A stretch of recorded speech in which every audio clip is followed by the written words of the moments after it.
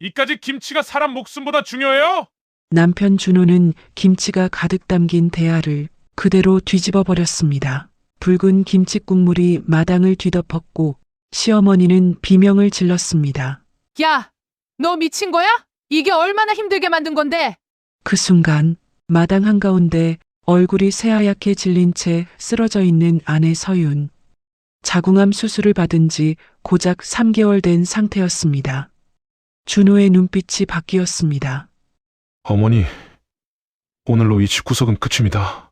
도대체 그날 이들에겐 무슨 일이 있었던 걸까요? 사연을 시작하기 전에 구독과 좋아요 눌러주시고 어디에서 듣고 계신지 댓글로 남겨주세요. 여러분의 가정에 행운이 가득 깃들기를 바라겠습니다. 저는 그때 그 집에 들어가지 말았어야 했습니다. 그 선택 하나로 제 인생이 완전히 무너질 줄은 정말 몰랐거든요. 그래도 그때까지만 해도 시어머니가 저를 진심으로 걱정한다고 믿었습니다. 저는 이서윤, 올해 34살입니다. 결혼한 지 5년째 되던 해 자궁암 진단을 받았고 수술을 받은 지 3개월째 되는 시기였습니다. 아직 몸은 완전히 회복되지 않았습니다. 조금만 무리해도 금방 피곤이 몰려왔고 가끔은 배에 묵직한 통증이 느껴지곤 했죠. 남편 준호는 대기업 인사팀 과장으로 요즘 들어 유난히 바쁜 날이 많았습니다. 집에 혼자 있는 시간이 길어질수록 외로움보다 더 크게 느껴졌던 건 혹시 내가 짐이 되는 건 아닐까 하는 마음이었습니다. 그런데 어느 날 시어머니께서 갑자기 전화를 하셨습니다. 서윤아, 요즘 몸은 좀 어떠니? 괜찮습니다, 어머니. 많이 좋아졌어요. 거짓말이었습니다. 사실 그날도 오전 내내 침대에 누워 있었거든요. 하지만 시어머니께 약한 모습을 보이고 싶지 않았어요. 그래도 아직 완전히 회복된 건 아니잖니. 네가 혼자 있으면 내가 걱정되더라. 시어머니의 목소리는 부드러웠습니다. 평소와는 다른 톤이었어요. 시어머니는 원래 저를 그렇게 따뜻하게 대하는 분이 아니었거든요. 우리 집으로 들어와 내가 잘 보살펴 줄게. 순간 귀를 의심했습니다. 시어머니가 저를 보살펴 주겠다고요? 평소 같으면 상상도 할 수 없는 일이었어요. 시어머니는 늘 저를 대할 때 무언가 불편한 시선을 보내셨거든요. 제가 뭘 해도 마음에 안 드는 표정을 지으셨죠. 어머니, 괜찮아요. 저 혼자서도 잘 지낼 수 있어요. 무슨 소리야? 아픈 사람이 혼자 있으면 어떡해? 준호도 바쁜데 네가 제대로 챙겨 먹기나 하겠니? 말끝이 조금 날카로워졌습니다. 거절하면 안 될 것 같은 분위기였어요. 전화를 끊고 나서도 마음이 복잡했습니다. 왜 갑자기 이러실까? 뭔가 석연치 않은 기분이 들었지만 한편으로는 고마운 마음도 들었어요. 혹시 제가 너무 의심이 많은 건 아닐까 싶기도 했고요. 저녁에 퇴근한 남편 준호에게 말했습니다. 여보, 어머니가 우리 보고 학가하자고 하시는데. 준호는 예상외로 긍정적이었습니다. 그래, 엄마가 그렇게 말씀하셨어? 잘 됐네. 나도 요즘 회사 일 때문에 당신 제대로 못 챙겨줘서 미안했거든. 하지만 어머니가 나를 별로 좋아하지 않으시잖아. 무슨 소리야? 엄마가 그런 말씀하신 거면 진심으로 걱정하시는 거지. 당신 생각이 너무 깊은 거야. 준호는 어머니를 전적으로 믿는 사람이었습니다. 그래서 저도 마음을 고쳐먹기로 했어요. 혹시 모르죠. 제가 아프고 나서 시어머니 마음이 변하신 건지도 모르니까요. 학가를 하기로 결정했습니다. 이사날 시댁으로 향하는 차 안에서 가슴이 두근거렸어요. 기대 반, 불안 반이었습니다. 시댁 대문을 열고 들어서는 순간 시어머니가 환하게 웃으며 나오셨습니다. 어서 와, 서윤아. 힘들었지? 아니에요, 어머니. 짐은 준호가 옮길 테니까 너는 안에 들어가서 쉬어. 시어머니의 태도는 분명 평소와 달랐습니다. 이렇게 친절하신 모습은 처음 봤어요. 혹시 제가 정말 잘못 생각했던 걸까요? 하지만 그날 저녁 분위기가 조금씩 변하기 시작했습니다. 저녁 식사를 준비하는데 시어머니가 주방에 들어오셨어요. 서윤아, 우리 집 규칙은 알지? 네. 며느리는 아프다고 빠지는 거 없어. 밥상은 6시 정각에 차려야 하고 설거지는 바로바로 해야 해. 그리고 아침은 7시에 준비하고. 목소리가 조금 달라졌습니다. 아까의 부드러움은 온데간데 없었어요. 아, 네. 알겠습니다. 그리고 마당 청소는 매일 아침에 하는 거야. 알았지? 네, 어머니. 시어머니는 제 대답을 듣고 나서야 주방을 나가셨습니다. 그 뒷모습을 보며 가슴 한구석이 묵직해졌어요. 다음 날부터 준호는 일찍 출근했습니다. 평소보다 더 일찍 나가는 것 같았어요. 당신 괜찮겠어? 몸 무리하지 말고. 응, 걱정 마. 어머니가 계시잖아. 준호는 안심한 듯 집을 나섰습니다. 문이 닫히자마자 시어머니가 거실로 들어오셨어요. 서윤아, 일어났니? 네, 어머니. 그럼 마당 청소부터 하고 와. 낙엽이 많이 떨어졌더라. 아직 몸이 다 풀리지 않은 아침이었습니다. 하지만 거절할 수 없었어요. 마당으로 나가 빗자루를 들었습니다. 생각보다 마당이 넓었어요. 쓸다 보니 허리가 아프기 시작했습니다. 배 쪽에서도 은근한 통증이 느껴졌고요. 1시간쯤 지났을까요? 겨우 마당 청소를 끝내고 들어왔습니다. 다 했어요, 어머니. 그래. 그럼 이제 설거지 좀 해. 어젯밤 그릇들이 아직 남아있더라. 네. 설거지를 하는데 신우이 지연이 들어왔습니다. 어머, 새언니. 여기 계셨네요? 네, 아가씨. 몸은 좀 어때요? 많이 좋아졌어요? 말은 친절했지만 눈빛은 차가웠습니다. 마치 저를 평가하는 것 같은 시선이었어요. 네, 많이 좋아졌어요. 그럼 다행이네요. 근데 새언니, 손이 좀 느린 것 같은데? 순간 말문이 막혔습니다. 제가 빨리 할게요. 아, 아니에요. 그냥 그런가 했어요. 지연은 씩 웃으며 거실로 들어갔습니다. 그날 이후로 며칠이 지났습니다. 시어머니는 제게 점점 더 많은 일을 시키기 시작했어요. 서윤아, 장 좀 봐와. 서윤아, 빨래 좀 개. 서윤아, 방 청소 좀 해줘. 남편 준호가 있을 때는 조용하셨지만 준호가 출근하고 나면 시어머니의 지시가 끊이지 않았습니다. 어머니, 제가 조금 쉬어도 될까요? 몸이 좀. 쉬기만 하면 더 병난다니까. 움직여야 빨리 나아. 시어머니의 목소리는 단호했습니다. 병은 마음먹기 나름이야. 네가 자꾸 아프다고 생각하니까 안 낫는 거지. 가슴이 답답했습니다. 하지만 뭐라고 말할 수가 없었어요. 시어머니 집에 신세를 지고 있는 입장이었으니까요.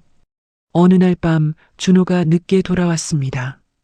여보, 괜찮아? 피곤해 보이는데. 응, 괜찮아. 사실 괜찮지 않았습니다. 온몸이 쑤시고 아팠어요. 하지만 말할 수가 없었죠.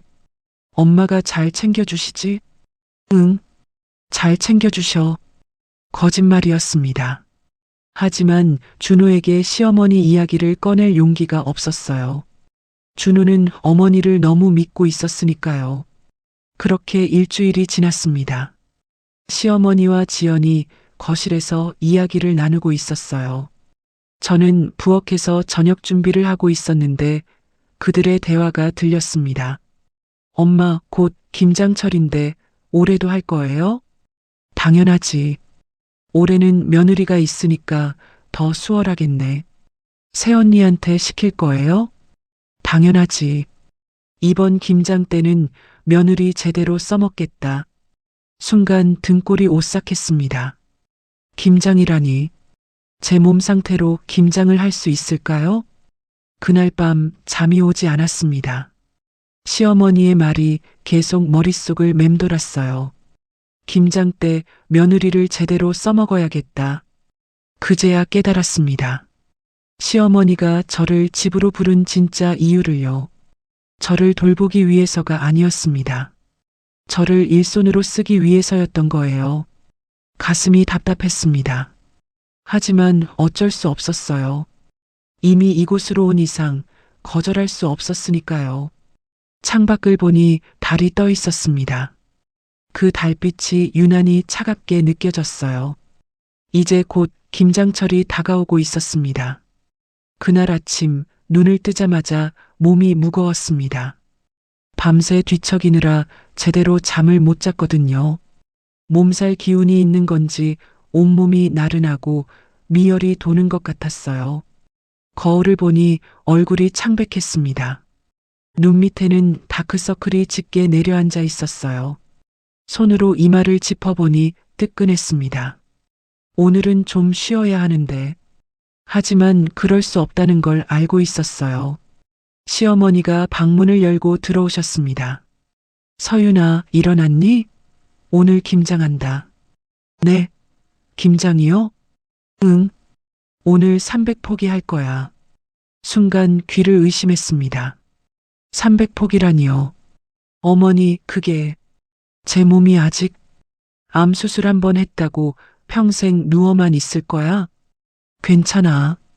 동네 사람들이 품앗이로 와서 도와줄 거야. 너 혼자 하는 거 아니니까 걱정 마. 시어머니는 그렇게 말하고 나가셨습니다. 가슴이 답답했어요. 하지만 거절할 수 없었습니다. 이미 다 정해진 일이었으니까요. 남편 준호는 아침 일찍 마당에 나와 있는 저를 보고 걱정스러운 표정을 지었어요. 여보, 괜찮겠어? 몸이 안 좋아 보이는데. 괜찮아요. 목소리가 떨렸습니다. 사실 괜찮지 않았거든요. 엄마가 무리하게 일 시키진 않으실 거야. 동네 분들도 오신다고 하셨잖아. 남편은 제 어깨를 가볍게 두드리고 현관으로 향했습니다. 오늘 회사에 중요한 회의가 있어서. 미안해. 저녁에 빨리 올게. 응, 다녀와. 남편이 떠나고 나니 마당이 갑자기 넓게 느껴졌습니다. 마당으로 나가보니 절인 배추가 산처럼 쌓여 있었어요. 한눈에 봐도 엄청난 양이었습니다. 저 많은 배추를 정말 오늘 다 해야 하는 걸까요? 다리에 힘이 풀렸습니다. 하지만 다시 마음을 다잡았어요. 동네 분들이 도와주신다고 했으니까요. 아침 8시쯤 동네 아주머니들이 하나둘 모여들기 시작했어요. 시누이도 왔습니다. 새언니, 오늘 고생 좀 하겠네요. 시누이의 말투에는 묘한 뉘앙스가 있었어요. 시어머니가 큰 소리로 말했습니다. 자, 다들 왔으니까 시작해 볼까? 절인 배추가 대야에 가득 담겨 있었습니다. 그 양이 어마어마했어요. 처음 1시간 정도는 동네 아주머니들과 시누이도 일을 했습니다. 하지만 곧 분위기가 바뀌기 시작했어요. 순자야, 커피 좀 타줘. 어머, 고구마 쪘네. 하나 먹어도 돼? 아주머니들은 하나둘 거실 쪽을 바라보기 시작했어요. 거실에는 보쌈과 삶은 고구마, 그리고 이제 막 버무린 김치가 준비되어 있었습니다. 시어머니가 앞치마를 털며 말했어요. 예, 서윤아. 우리는 잠깐 쉴 테니까 너는 마당에서 마저 일해. 해 떨어지기 전에 끝내야 하니까 서두르고. 네, 어머니. 우리는 안에서 좀 쉴게. 시어머니는 그렇게 말하고 동네 아주머니들과 함께 거실로 들어갔습니다. 시누이도 따라 들어가면서 저를 한번 돌아봤어요. 그렇게 마당에는 저 혼자 남았습니다. 순간 가슴이 답답했어요. 정말 저 혼자 다 해야 하는 건가요? 하지만 어쩔 수 없었습니다. 시어머니 말씀이었으니까요. 절인 배추를 씻고 건져서 소쿠리에 쌓아 올렸어요. 물이 차가웠습니다. 손이 점점 얼얼해지기 시작했죠. 대야에 담긴 배추는 생각보다 훨씬 무거웠어요. 들어 올릴 때마다 배에서 통증이 느껴졌습니다. 수술 부위가 당기는 것 같았죠. 양념을 준비하고 배추를 펼쳐서 양념을 바르고 다시 접어서 통에 담았습니다. 같은 동작을 계속 반복했어요. 한 포기, 두 포기, 세 포기. 허리를 굽히고 일어서기를 반복하니 어지러웠습니다. 시간이 지날수록 손이 퉁퉁 부어올랐습니다. 손가락 끝에 살같이 벗겨지기 시작했어요. 차가운 물 때문인지 손이 너무 아팠습니다. 거실에서는 웃음소리가 끊이지 않았어요. 이거 정말 맛있다. 순자야, 너 김장 솜씨 여전하네. 올해도 잘 있겠어. 제가 힘들게 버무린 김치를 먹으며 즐거워하는 소리였습니다. 저는 마당에서 혼자 땀을 흘리고 있는데 거실에서는 웃음꽃이 피어 있었어요. 나만 일하고 있네. 서러운 마음이 올라왔지만 꾹 참았습니다. 눈물이 날 것 같았지만 꾹 눌러 담았어요. 마당과 거실 사이에 보이지 않는 벽이 있는 것 같았습니다. 저는 그 벽 너머로 들어갈 수 없었어요. 한참을 일하고 있는데 거실에서 또 웃음소리가 들렸습니다. 요즘 며느리들은 김장도 못하던데 순자 내 며느리는 잘하네. 그러게 말이야. 우리 때는 당연히 해야 하는 건데. 저를 칭찬하는 것 같으면서도 뭔가 마음이 불편했어요. 저를 위한 말이 아니라는 걸 알 수 있었으니까요. 오전이 지나고 점심때가 되었어요. 시어머니가 마당으로 나왔습니다. 서윤아, 아직도 그것밖에 못했니? 죄송합니다, 어머니. 좀 빨리 좀 해. 해가 지겠다. 목소리가 날카로웠습니다. 너도 점심 챙겨 먹어야지. 부엌에 보쌈 있을 거야. 시어머니는 그렇게 말하고 거실로 들어가셨어요. 저는 급하게 손을 씻고 부엌으로 갔습니다. 보쌈은 이미 다 치워져 있었고 제 몫은 애초에 남겨져 있지 않았습니다. 보쌈은 다 없어졌고 김치도 거의 남지 않았어요. 고구마 몇 개만 그릇에 덩그러니 남아 있었습니다. 가슴이 철렁 내려앉았습니다. 다들 배불리 드셨구나. 거실에서는 아직도 웃음소리가 들렸어요. 배부르게 먹고 즐거워하는 소리였습니다. 저는 고구마 한 개를 집어들었어요. 물도 한 컵 따라서 마당 구석으로 나왔습니다. 고구마를 한 입 베어 물었지만 목이 메었어요. 물로 억지로 넘기고 또 한 입 먹었습니다. 눈물이 날 것 같았지만 참았어요. 다 먹고 다시 일을 시작했습니다. 오후가 되자 몸이 더 힘들어지기 시작했어요. 얼굴에서 식은땀이 흘렀습니다.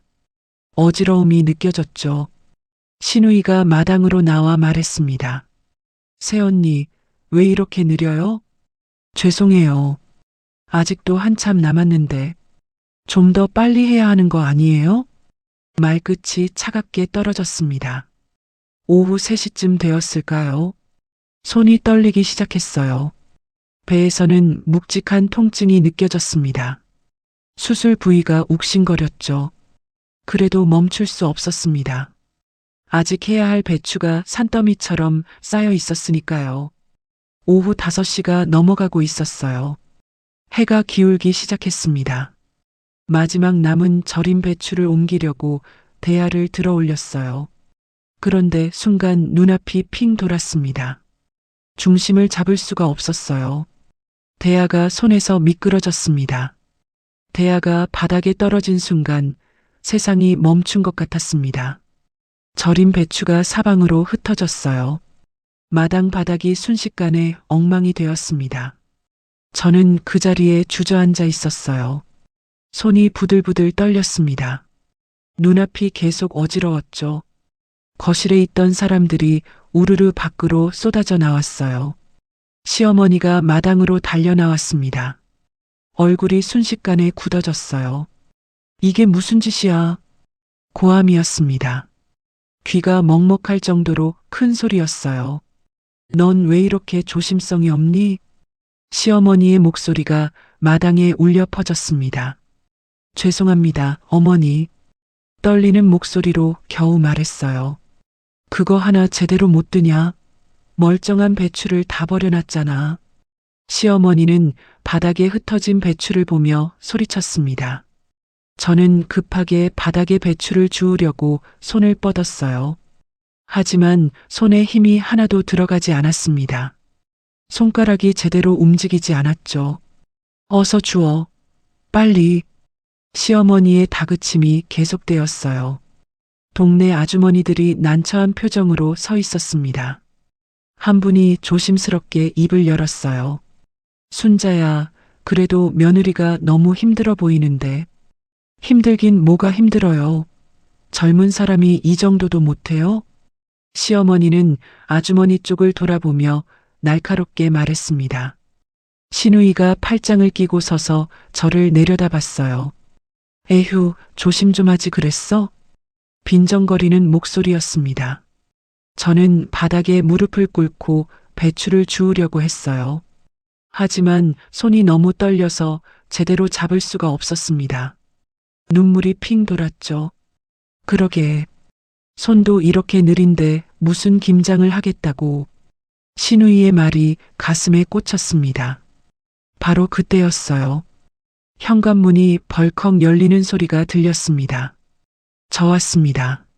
남편의 목소리였어요. 평소보다 일찍 온 거였습니다. 남편이 마당으로 나왔어요. 그리고 상황을 보는 순간 걸음이 멈췄습니다. 바닥에 흩어진 배추, 주저앉아 있는 저, 그리고 노려보고 있는 시어머니. 남편의 눈이 제게로 향했어요. 여보. 남편이 급하게 달려왔습니다. 제 어깨를 잡고 일으키려는데 저는 힘이 없어서 제대로 일어서지도 못했어요. 괜찮아? 무슨 일이야? 남편의 목소리가 떨렸습니다. 남편이 제 얼굴을 자세히 들여다봤어요. 창백한 얼굴, 식은땀이 흐르는 모습을 보더니 급하게 제 이마에 손을 얹었습니다. 열이 펄펄 나잖아. 남편의 목소리가 커졌어요. 그리고 남편이 제 고무장갑을 벗기기 시작했습니다. 이제 그만해. 일 그만하자. 장갑이 벗겨지는 순간 남편의 얼굴이 하얗게 질렸어요. 손이, 이게 대체, 제 손은 퉁퉁 부어올라 있었습니다. 손가락 끝은 터져서 피가 배어나오고 있었어요. 손바닥 전체가 빨갛게 부어 있었죠. 남편이 천천히 고개를 들어 시어머니를 쳐다봤습니다. 얼굴이 굳어 있었어요. 엄마, 낮은 목소리였습니다. 하지만 그 안에는 분노가 가득했죠. 손이 이 지경이 될 때까지 대체 뭘 시킨 거예요? 남편의 목소리가 떨렸습니다. 서윤이 자궁암 수술한 지 이제 고작 3개월밖에 안 됐잖아요. 남편의 외침에 마당이 순간 조용해졌어요. 동네 아주머니들이 깜짝 놀라며 서로를 쳐다봤습니다. 어머, 순자야. 며느리가 암 수술했었어? 3개월밖에 안 됐으면 누워 쉬어야 하는 거 아니야? 이런 힘든 일을 시키면 어떡해. 아주머니들의 목소리에 비난이 섞여 있었습니다. 시어머니의 얼굴이 붉어졌어요. 아무 말도 하지 못하고 입술만 떨고 있었습니다. 그 순간 남편이 몸을 떨었습니다. 신우이가 끼어들었어요. 오빠, 새언니가 괜찮다고 했어. 넌 조용히 해. 남편이 소리쳤습니다. 평생 동생에게 소리 한 번 안 지른 남편이었는데 그날은 달랐어요. 신우이가 입을 다물었습니다. 남편이 김치가 가득 담긴 대야 쪽으로 걸어갔어요. 준호야, 거기 왜 가니? 시어머니가 불안한 표정으로 물었습니다. 남편은 대답하지 않았어요. 그냥 김치 대야 앞에 섰습니다. 준호야. 시어머니가 다급하게 소리쳤습니다. 하지만 남편은 그 대야를 두 손으로 들어 올렸어요. 야, 김준호. 그거 내려놔. 시어머니가 달려왔습니다. 남편은 시어머니를 똑바로 쳐다봤어요. 이게 사람 목숨보다 중요해요? 그리고 대야를 바닥에 그대로 엎어버렸습니다. 김치가 마당 바닥으로 쏟아졌어요. 빨간 국물이 사방으로 튀었습니다. 아, 시어머니가 비명을 질렀어요. 미쳤니? 그게 얼마나 힘들게 만든 건데. 힘들게요? 제 아내가 쓰러질 때까지 일 시킨 게 힘든 거죠. 남편의 목소리는 차가웠습니다. 동네 아주머니들은 아무 말도 못하고 서 있었어요. 신우이는 얼굴이 새하얗게 질려 있었습니다. 남편이 제게로 돌아와 저를 부축했어요. 일어날 수 있어? 응. 겨우 대답했습니다. 남편이 저를 천천히 일으켰어요. 다리에 힘이 없어서 비틀거렸지만 남편이 꽉 잡아줬습니다. 병원 가자. 남편의 목소리는 단호했어요. 준우야, 잠깐만. 시어머니가 말했지만 남편은 듣지 않았습니다. 엄마, 저 당분간 여기 안 올게요. 뭐? 이해 안 되세요? 남편의 목소리가 떨렸습니다. 사람이 쓰러지는데도 어머니는 지금 김장이 더 중요하신 거잖아요. 실망입니다. 시어머니는 말문이 막힌 듯 아무 말도 하지 못했어요. 남편이 저를 부축해 마당을 나섰습니다. 뒤에서 시어머니가 소리쳤어요. 아, 김준호, 너 지금 엄마한테 이럴 거야? 하지만 남편은 돌아보지 않았습니다. 차에 타는 순간 저는 온몸에 힘이 풀렸어요. 남편이 제 손을 꽉 잡았습니다. 손이 떨리고 있었어요. 미안해. 정말 미안해. 남편의 목소리가 떨렸습니다. 내가 몰랐어. 엄마가 이럴 줄 몰랐어. 눈물이 흘러내렸습니다. 남편의 눈에서도 눈물이 맺혔어요. 괜찮아. 이제 괜찮아. 남편이 제 손을 다시 한번 꽉 잡았습니다. 차가 시댁을 벗어났어요. 그 순간 저는 정신을 잃었습니다. 마지막으로 들린 건 남편이 제 이름을 부르는 소리였어요. 서윤아, 서윤아. 그리고 모든 게 어두워졌습니다. 눈을 떴을 때 하얀 천장이 보였습니다. 어디지? 여기가 어디지? 고개를 돌리니 남편이 침대 옆에 앉아 있었어요. 눈이 빨갛게 충혈되어 있었습니다. 밤새 울었던 것 같았어요. 여보, 정신 들어? 남편의 목소리가 떨렸습니다. 여기가 어디야? 응급실이야. 어제 네가 쓰러져서 그제야 기억이 났어요. 김장하던 마당, 떨어지는 대야, 그리고 남편이 제 이름을 부르던 소리. 얼마나 잤어? 12시간 정도. 링거 맞으면서 계속 잤어. 저는 팔을 내려다봤습니다. 링거 바늘이 꽂혀 있었어요. 손은 여전히 퉁퉁 부어 있었고 손가락에는 밴드가 감겨 있었습니다. 잠시 후 의사 선생님이 들어오셨어요. 깨어나셨군요. 상태가 많이 안 좋았어요. 의사 선생님은 차트를 보며 말씀하셨습니다. 탈수 증상이 심했고 면역력이 많이 떨어져 있었어요. 거기다 과로까지. 암 수술 후 3개월밖에 안 됐는데 이렇게 무리하시면 안 됩니다. 의사 선생님의 목소리가 단호했어요. 솔직히 말씀드릴게요. 지금 이렇게 무리하시면 진짜 큰일 납니다. 재발 위험도 높아지고요. 가슴이 철렁했습니다. 재발이라는 단어가 머릿속을 맴돌았어요. 최소 2~3달은 절대 안정하셔야 해요. 무거운 거 들면 안 되고 스트레스 받으면 안 됩니다. 아시겠죠? 네, 알겠습니다. 의사 선생님이 나가시고 남편이 제 손을 꽉 잡았습니다. 미안해. 정말 미안해. 남편의 눈에 눈물이 맺혔어요. 내가 몰랐어. 엄마가 그렇게까지 할 줄 몰랐어. 남편의 목소리가 떨렸습니다. 저는 아무 말도 하지 못했어요. 다음 날 시어머니가 병원에 찾아오셨습니다. 시어머니는 문을 열고 들어오면서 제 얼굴을 힐끗 쳐다봤어요. 걱정하는 표정이 아니었습니다. 오히려 못마땅한 표정이었죠. 남편은 자리에서 일어나지 않았어요. 시어머니를 쳐다보기만 했습니다. 눈빛이 차가웠어요. 뭐야, 엄마 왔는데 인사도 안 하니? 시어머니가 먼저 말했습니다. 남편은 아무 말 없이 고개를 돌렸어요. 시어머니는 침대 옆 의자에 앉았습니다. 그리고 저를 쳐다보며 말했어요. 서윤아, 넌 왜 이렇게 몸이 약하니? 순간 귀를 의심했습니다. 다른 며느리들은 김장쯤은 거뜬히 하던데, 넌 왜 이 정도도 못 버티니? 가슴이 답답해졌어요. 숨이 막히는 것 같았습니다. 어머니, 지금 무슨 말씀을? 남편이 끼어들었지만 시어머니는 계속 말씀하셨어요. 내가 일부러 힘들게 한 것도 아니고, 아프면 말을 하든가. 왜 말을 안 해서 나를 이렇게 악한 시어머니로 만드니? 눈물이 핑 돌았습니다. 하지만 참았어요. 어머니, 저는 아침부터 됐어. 변명하지 마. 시어머니는 손을 저었습니다.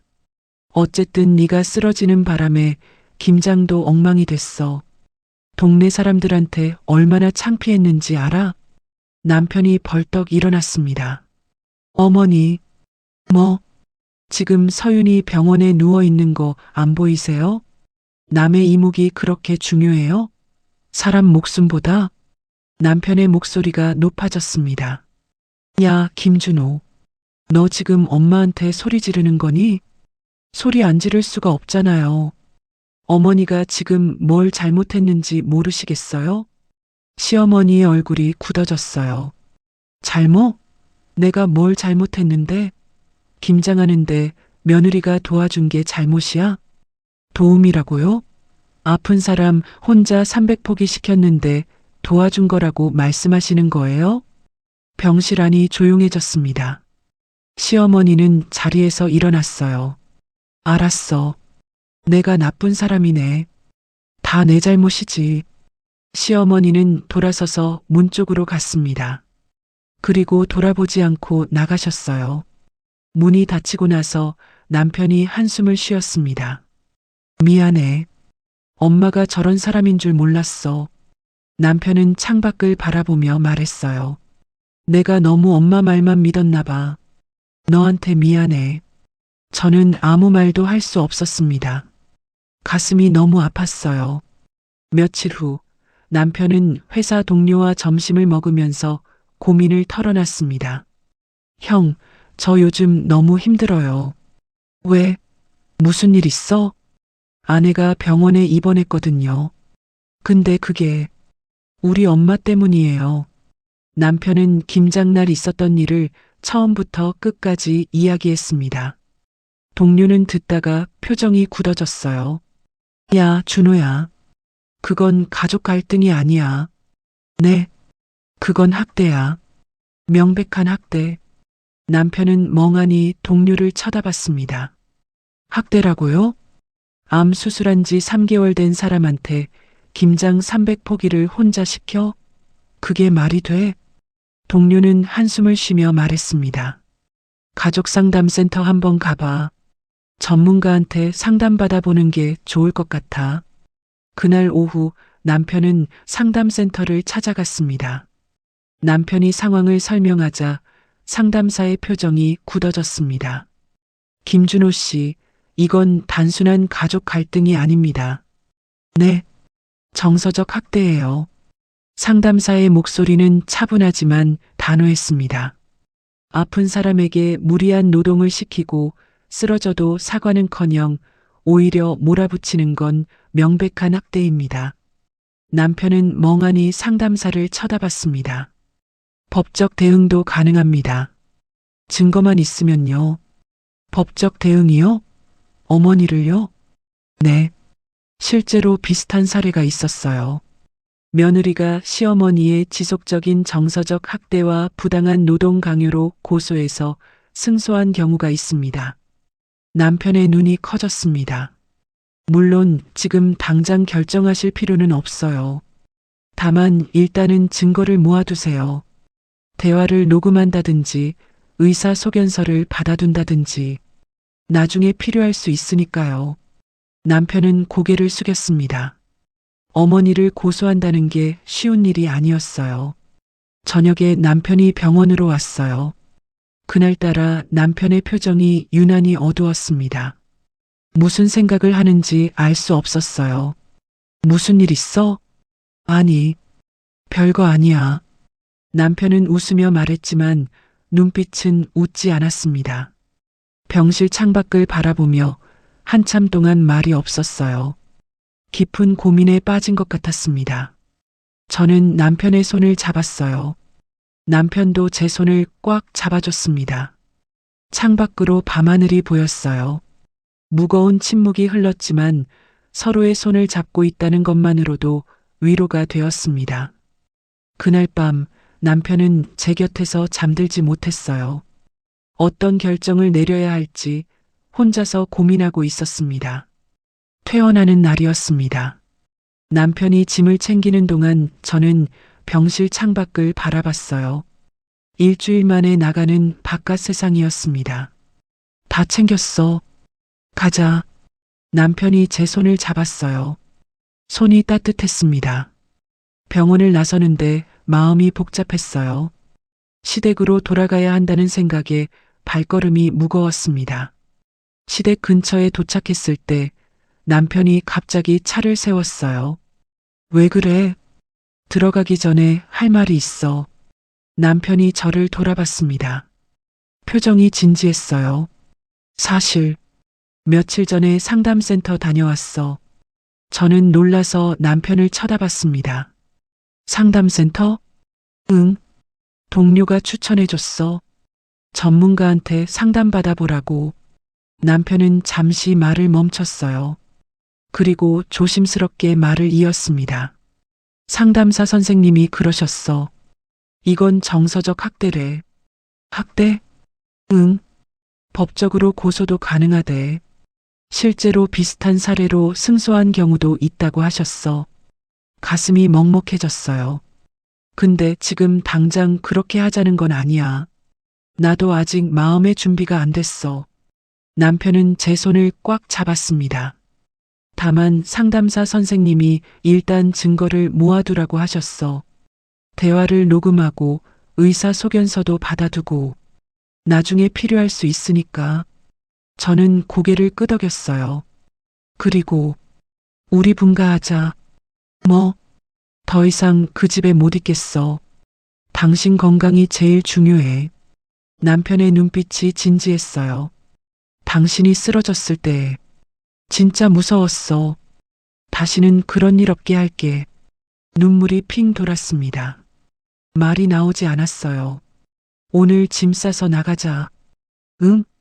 저는 고개를 끄덕였습니다. 차가 다시 출발했어요. 그날 저녁 우리는 시댁으로 돌아가 짐을 쌌습니다. 시어머니는 우리가 짐을 싸는 모습을 보고 놀란 표정을 지었어요. 뭐야, 이게 무슨 짓이니? 저희 나가서 살게요. 뭐? 지금 집을 나간다고? 갑자기 시어머니의 목소리가 높아졌습니다. 며느리 꼬드김에 넘어간 거지? 그렇지? 엄마, 제가 결정한 거예요. 아니야. 이게 다 전현 때문이야. 시어머니가 저를 가리키며 소리쳤어요. 네가 우리 아들을 꼬드겨서 나를 버리게 만든 거잖아. 가슴이 찢어지는 것 같았습니다. 하지만 아무 말도 하지 않았어요. 어머니, 제발 그만 좀 하세요. 남편의 목소리가 차가웠습니다. 이건 제가 결정한 거예요. 병원에서 어머니가 한 말, 아직도 잊을 수가 없어요. 시어머니의 얼굴이 굳어졌어요. 알았어. 나가. 나가라고. 시어머니는 울부짖었습니다. 나중에 후회해도 돌아올 생각하지 마. 우리는 조용히 짐을 들고 시댁을 나섰습니다. 며칠 후 작은 빌라를 구했어요. 15평 남짓한 작은 집이었지만 처음으로 마음이 편안했습니다. 퇴원하기 전에 남편이 미리 받아둔 의사소견서가 서랍 안에 있었어요.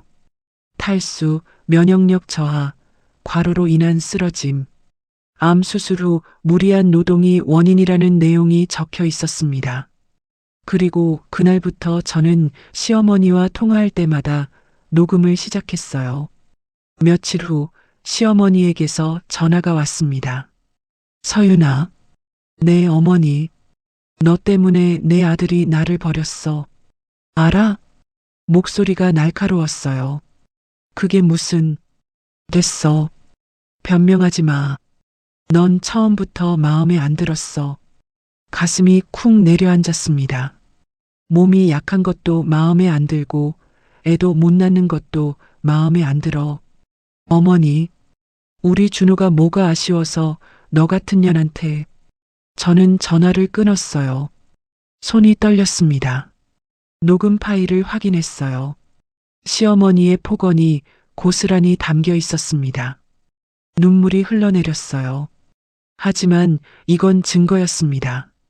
남편은 녹음 파일을 들으며 표정이 굳어졌습니다. 이 정도일 줄은 몰랐어. 나도 처음엔 망설였어. 근데 이렇게까지 하실 줄은. 남편은 한숨을 쉬었어요. 잘했어.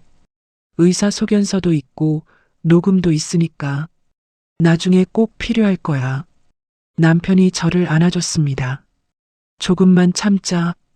우리 잘 될 거야. 그 말에 눈물이 났어요. 하지만 이번에는 서러운 눈물이 아니었습니다. 창밖으로 달이 떠 있었어요. 작은 집이었지만 시댁에 있을 때보다 훨씬 마음이 편했습니다. 이제 더 이상 참기만 하지 않기로 했어요.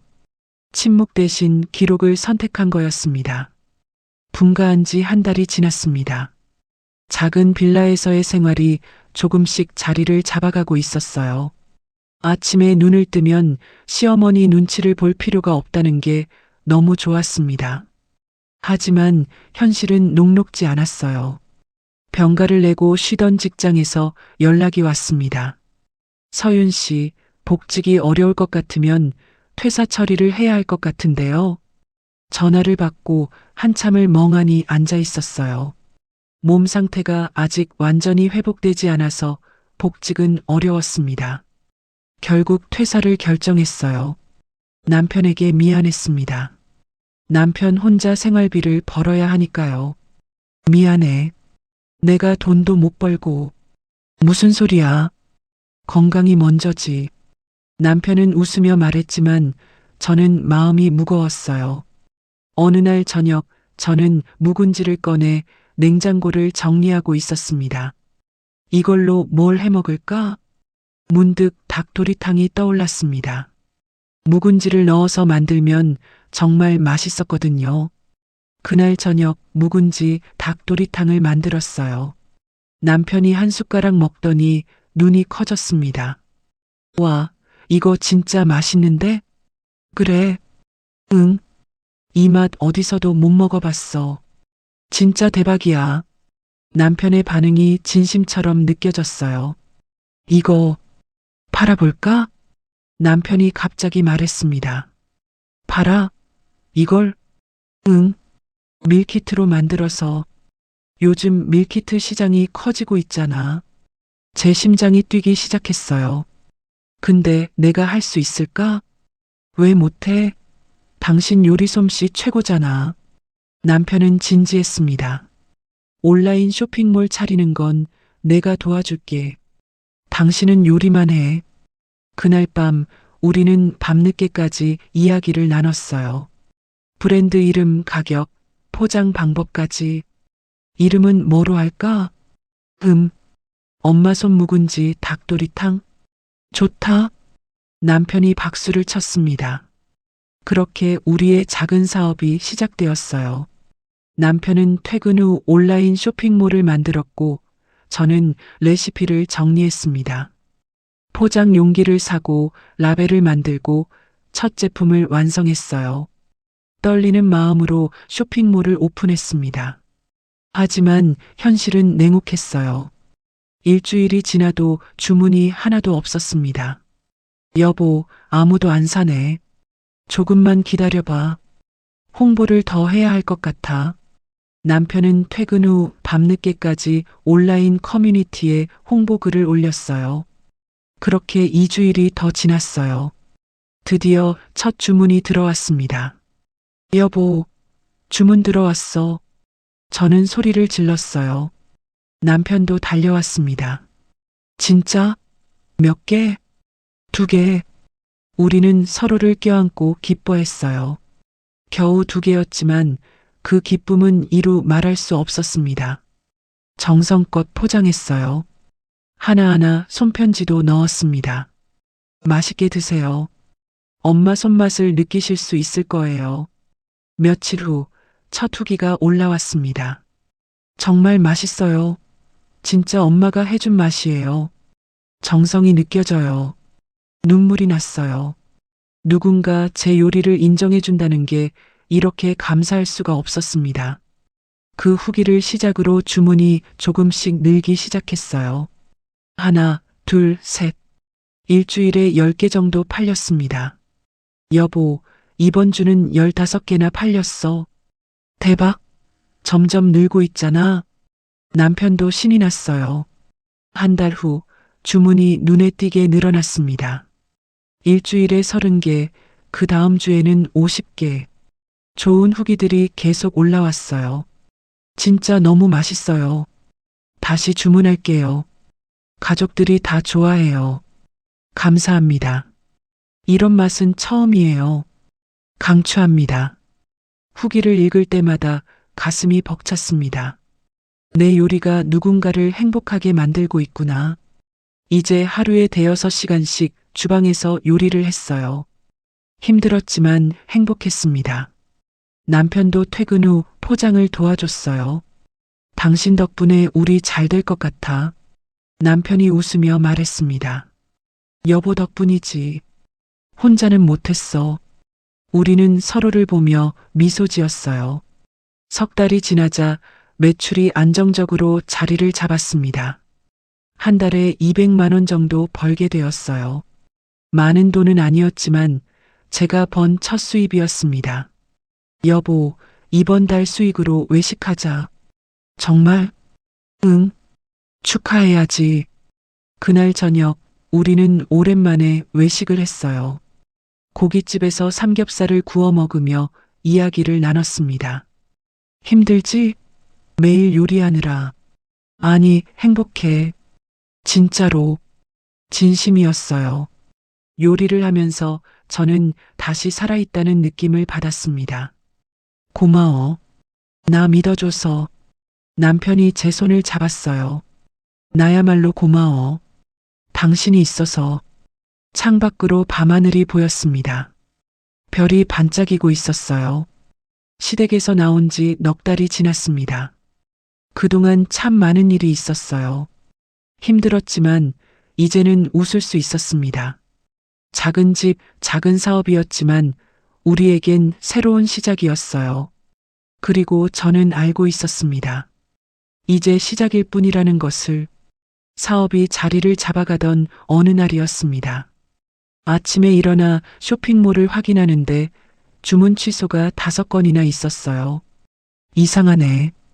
후기 게시판을 열어봤습니다. 그런데 눈을 의심했어요. 별 하나짜리 악성 리뷰가 줄줄이 올라와 있었습니다. 이 집 사지 마세요. 김치 엎어버린 막장 며느리가 하는 곳이래요. 시어머니 학대하고 남편 꼬드겨서 분가한 며느리가 운영하는 곳입니다. 양심도 없는 사람이 만든 음식 누가 먹어요? 불매합니다. 손이 떨렸습니다. 이게 대체 무슨 일인지 이해할 수가 없었어요. 더 놀라운 건 온라인 커뮤니티였습니다. 남편이 퇴근해서 노트북을 열어봤어요. 얼굴이 하얗게 질렸습니다. 여보, 이것 좀 봐. 화면에는 제목부터 자극적인 글이 올라와 있었어요. 김장하다 화내고 김치 엎어버린 막장 며느리의 실체. 글을 읽는데 눈물이 났습니다. 내용은 완전히 왜곡되어 있었어요. 제가 마치 시어머니를 괴롭히고 남편을 조종해서 부모와 연을 끊게 만든 악한 며느리로 그려져 있었습니다. 며느리가 멀쩡한 김치 대야를 일부러 엎어버렸습니다. 시어머니가 정성껏 만든 김장을 망쳐놓고는 자기가 피해자인 척 연극을 했어요. 남편을 꼬드겨서 시어머니를 버리게 만들었습니다. 효도하는 아들을 페류나로 만들어버렸어요. 지금은 뻔뻔하게 밀키트 장사를 하고 있습니다. 이런 사람한테 절대 돈 주지 마세요. 글 아래에는 우리 쇼핑몰 링크까지 달려 있었어요. 댓글도 끔찍했습니다. 와, 진짜 최악이네요. 요즘 며느리들 무섭다. 시어머니 불쌍하시겠다. 이런 며느리 만나서 장사 잘 되게 내버려 둘 수 없죠. 불매 동참합니다. 숨이 막혔습니다. 온몸이 떨렸어요. 이게 누가 쓴 거야? 남편이 글을 자세히 살펴봤어요. 아이디가 지연이 이니셜이랑 똑같네. 순간 모든 게 이해됐습니다. 신우이 김지연. 시어머니의 지시를 받고 이런 짓을 한 거였어요. 그날 이후로 상황은 급속도로 나빠졌습니다. 악성 리뷰가 하루에 수십 개씩 달렸어요. 주문 취소도 계속 이어졌습니다. 준비해둔 밀키트들이 창고에 그대로 쌓여만 갔어요. 유통기한이 얼마 남지 않은 것들도 있었습니다. 한 달에 200만 원 벌던 매출이 순식간에 반으로 줄었어요. 저는 하루 종일 악성 댓글을 지우느라 시간을 보냈습니다. 하지만 지워도 끝이 없었어요. 여보, 이러다가 정말 말을 잇지 못했어요. 눈물만 흘러내렸습니다. 괜찮아. 괜찮아질 거야. 남편이 저를 안아줬지만 저는 무너지고 있었어요.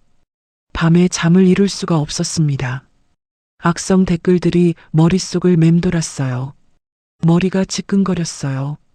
식욕도 완전히 사라졌습니다. 일주일 사이에 몸무게가 5kg이나 빠졌어요. 여보, 밥 좀 먹어. 제발.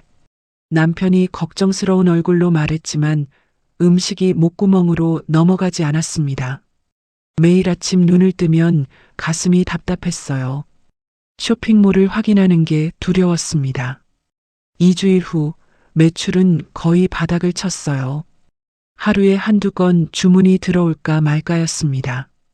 창고에 쌓인 밀키트들을 보며 눈물이 났어요.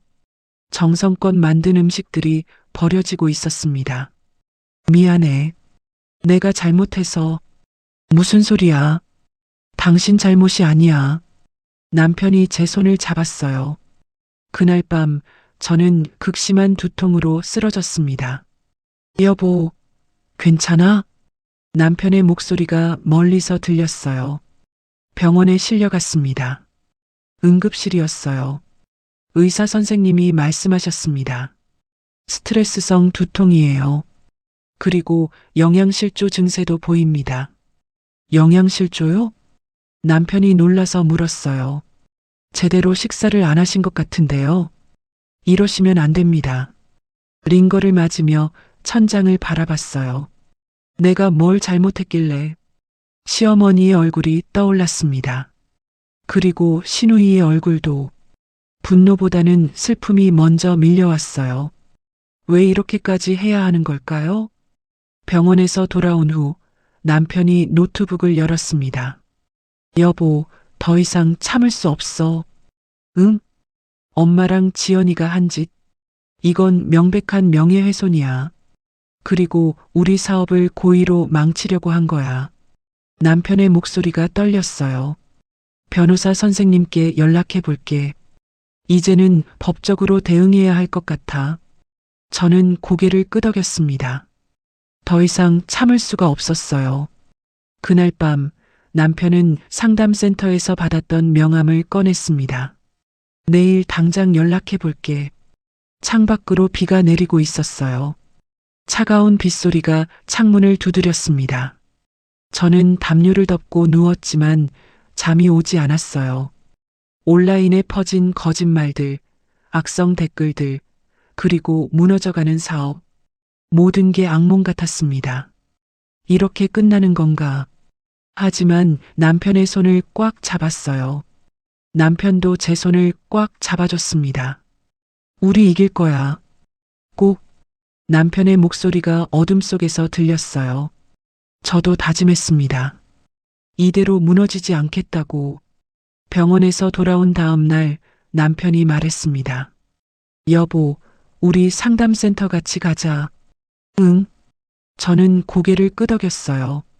더 이상 참을 수 없었습니다.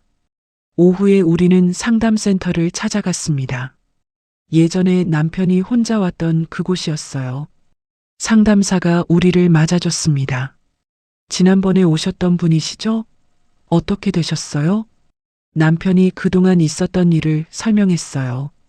분가 후 시어머니의 폭언 전화, 그리고 온라인 공격까지. 상담사는 이야기를 듣다가 표정이 심각해졌습니다. 이건 더 이상 방치하시면 안 됩니다. 네. 처음 오셨을 때는 정서적 학대였다면 지금은 명예훼손과 영업방해까지 추가된 거예요. 상담사의 목소리가 단호했어요.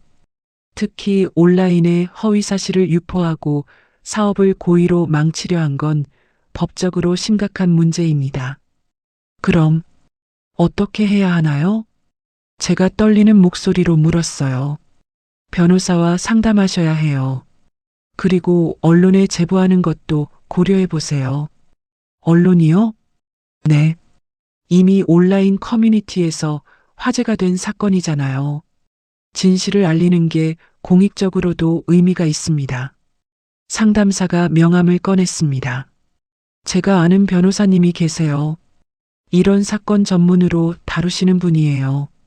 우리는 명함을 받았습니다. 법률사무소 김도훈 변호사였어요.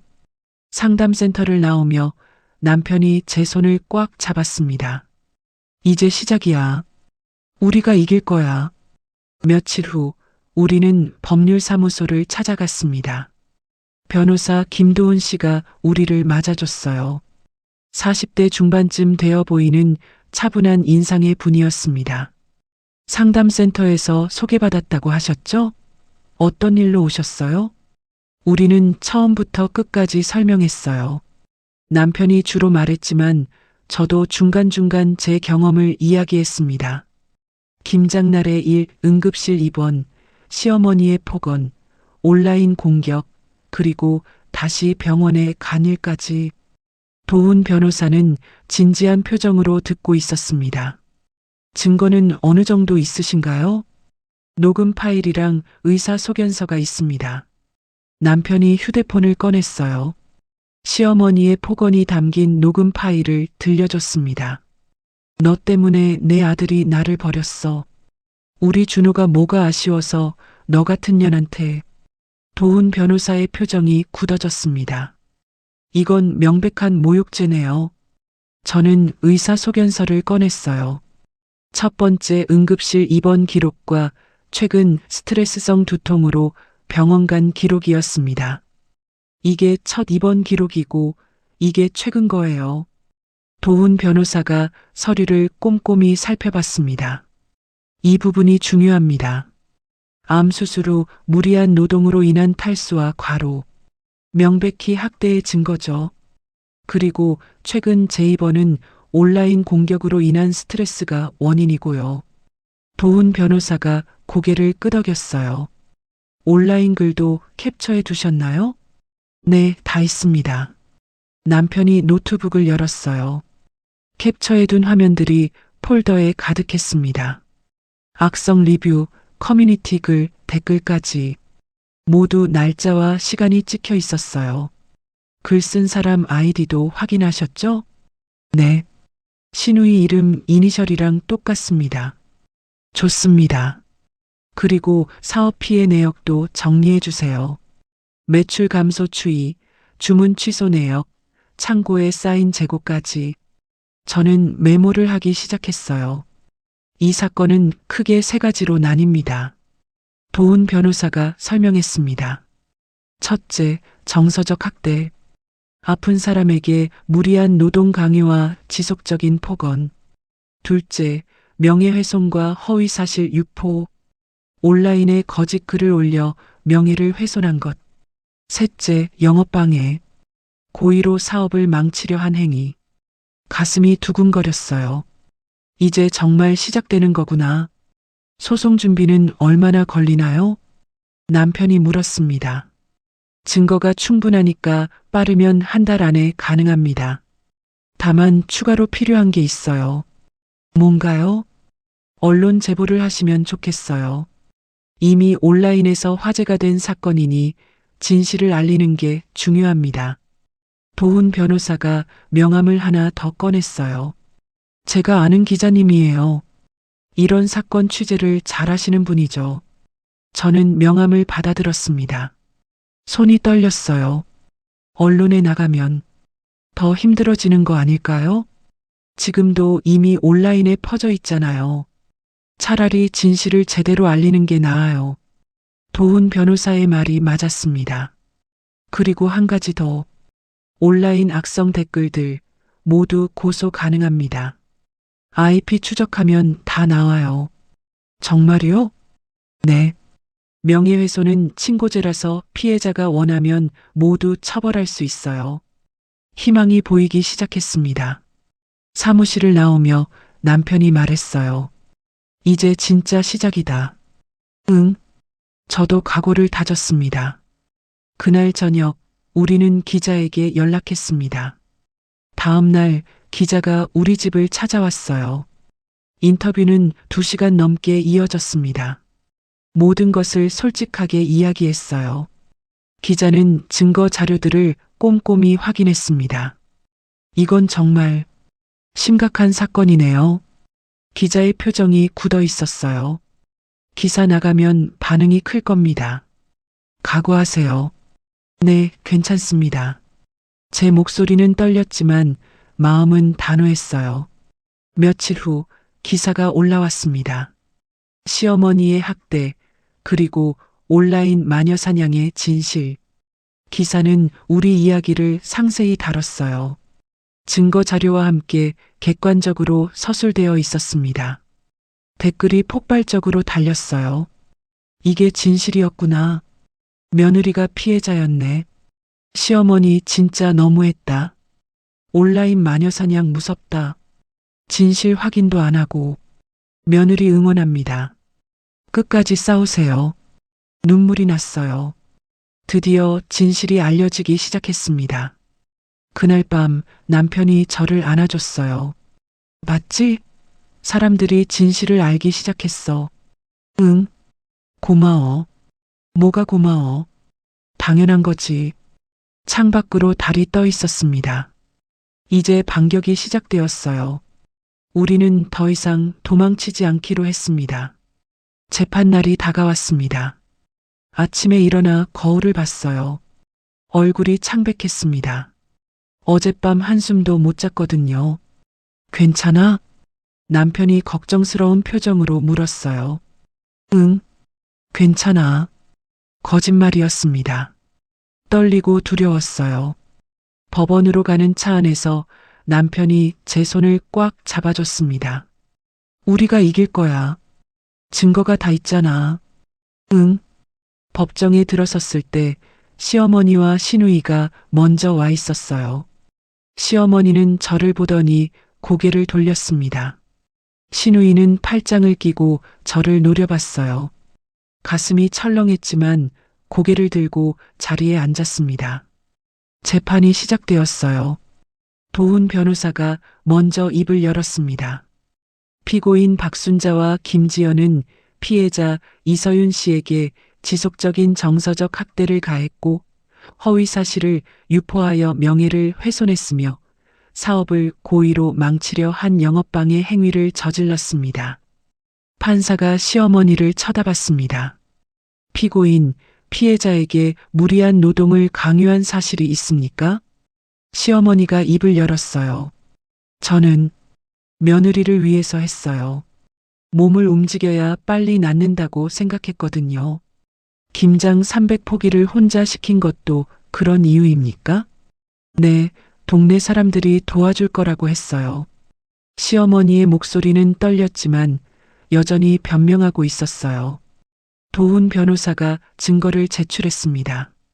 녹음 파일을 들어보시죠. 법정에 시어머니의 목소리가 울려 퍼졌습니다.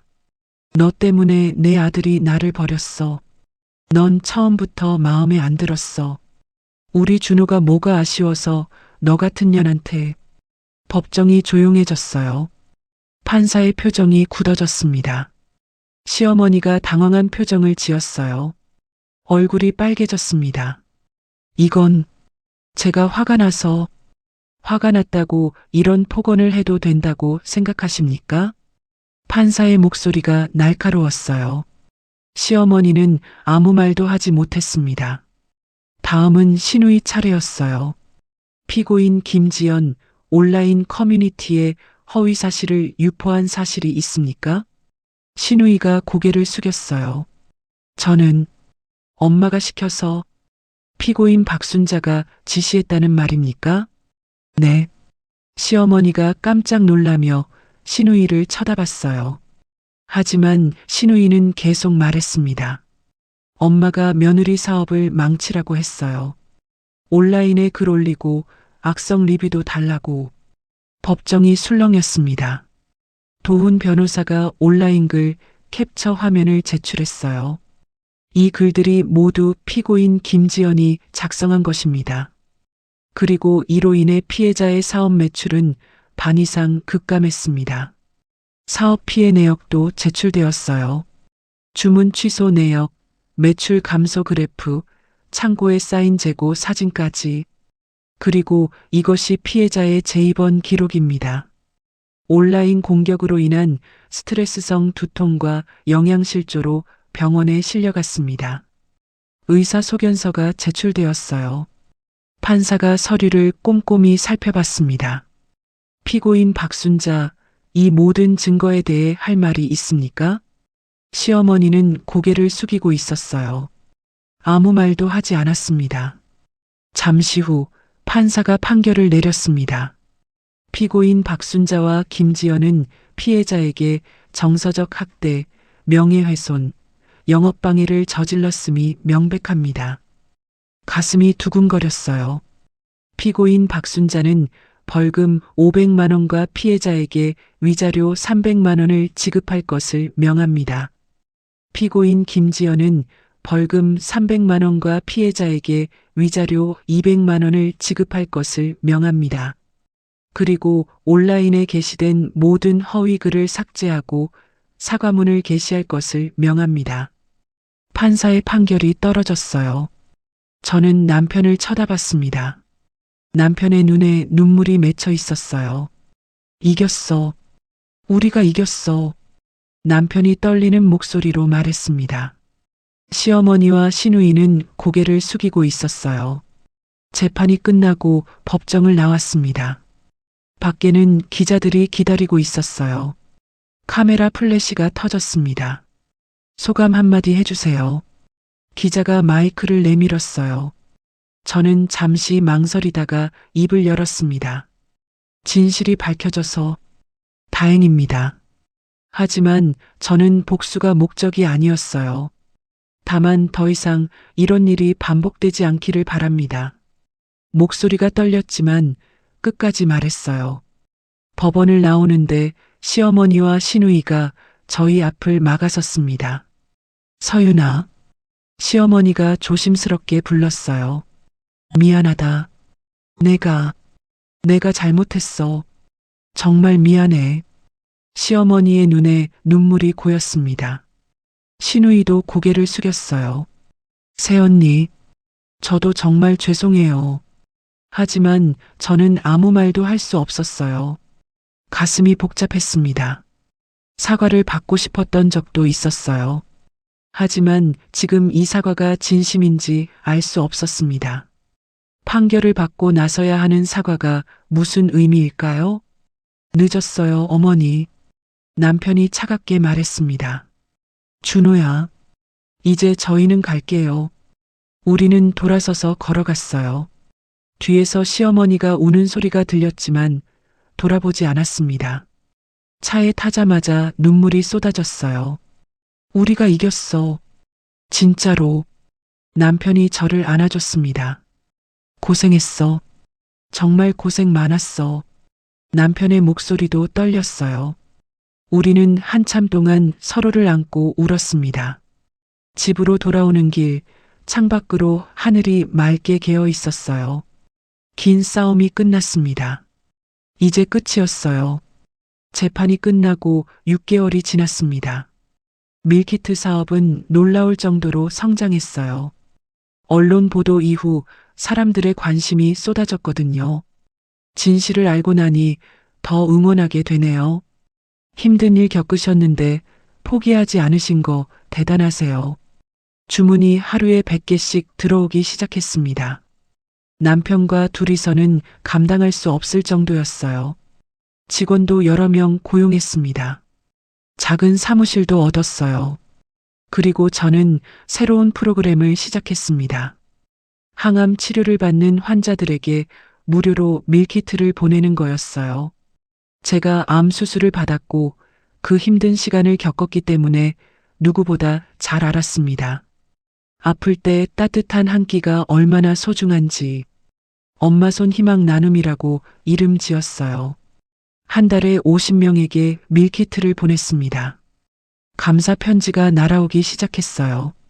힘들 때 이렇게 따뜻한 음식을 받아서 눈물이 났어요. 감사합니다. 치료받느라 입맛이 없었는데 이 음식 덕분에 밥을 먹을 수 있었어요. 편지를 읽을 때마다 눈물이 났습니다. 제 경험이 누군가에게 위로가 되고 있었어요. 지역 신문에서 취재 요청이 들어왔습니다. 희망을 돌려주는 기업, 엄마 손 밀키트. 기사가 나간 후 주문은 더욱 늘어났어요. 어느 날 저녁 남편이 말했습니다. 여보, 우리 정말 잘하고 있는 거 맞지? 응, 그런 것 같아. 우리는 서로를 보며 웃었어요. 시댁과는 완전히 연락이 끊겼습니다. 재판 이후 시어머니에게서 전화도 문자도 오지 않았어요. 남편도 연락하지 않았습니다. 가끔 남편이 창밖을 바라보며 멍하니 있을 때가 있었어요. 어머니 생각을 하는 거겠죠. 괜찮아? 제가 물으면 남편은 웃으며 말했어요. 응, 괜찮아. 이게 맞는 것 같아. 어느 겨울날이었습니다. 첫눈이 내렸어요.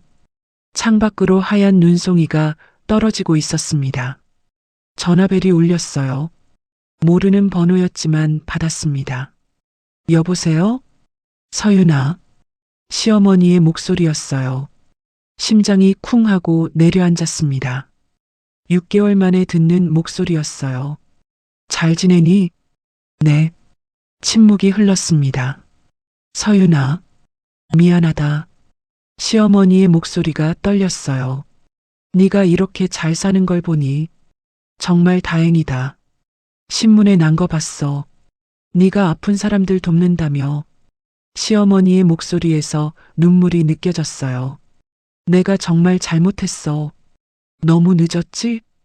가슴이 먹먹했습니다. 이제라도 말하고 싶었어. 미안하다고. 정말 미안하다고. 저는 한참 동안 아무 말도 하지 못했어요. 어머니도 건강하세요. 그것밖에 할 수 없었습니다. 그래. 너도 건강해라. 준호도 잘 부탁한다. 전화가 끊어졌어요. 저는 창밖을 바라봤습니다. 눈이 계속 내리고 있었어요. 남편이 제 옆으로 왔어요. 누구였어? 어머니. 남편의 표정이 굳어졌습니다. 뭐라고 하셨어? 미안하다고. 그리고 건강하라고. 남편은 한숨을 쉬었어요. 그리고 창밖을 바라봤습니다. 용서할 수 있어? 남편이 물었어요. 모르겠어. 하지만 이제 미워하고 싶지는 않아. 남편이 제 손을 잡았습니다. 그래. 그것만으로도 충분해. 우리는 한참 동안 눈 내리는 창밖을 바라봤어요. 시어머니는 이제 혼자 살고 있을 거예요. 시누이도 결혼해서 멀리 이사 갔다고 들었습니다. 외롭겠죠. 후회도 하겠죠. 하지만 그건 시어머니가 선택한 길이었어요. 저는 더 이상 그 짐을 짊어지고 싶지 않았습니다. 그날 밤 저는 남편과 함께 따뜻한 닭도리탕을 끓였어요. 묵은지를 넣고 푹 끓인 국물. 우리가 처음 시작했던 그 맛이었습니다. 맛있다. 남편이 웃으며 말했어요. 그치? 우리는 둘이서 밥을 먹었어요. 작은 식탁이었지만 마음은 따뜻했습니다. 창밖으로 눈이 계속 내렸어요. 하얀 눈이 세상을 덮어가고 있었습니다. 저도 새로운 시작을 하고 있었어요. 과거를 덮고 앞으로 나아가는 거였습니다. 이제는 웃을 수 있었어요. 진심으로. 힘든 시간도 있었지만 그 시간이 저를 더 강하게 만들었습니다. 그리고 옆에는 남편이 있었어요. 고마워. 항상 내 편이 되어줘서. 나야말로. 당신이 있어서 다행이야. 우리는 서로를 보며 미소 지었습니다. 눈은 계속 내렸고 우리는 따뜻한 집안에서 함께 있었어요. 오늘 이야기 어떠셨나요?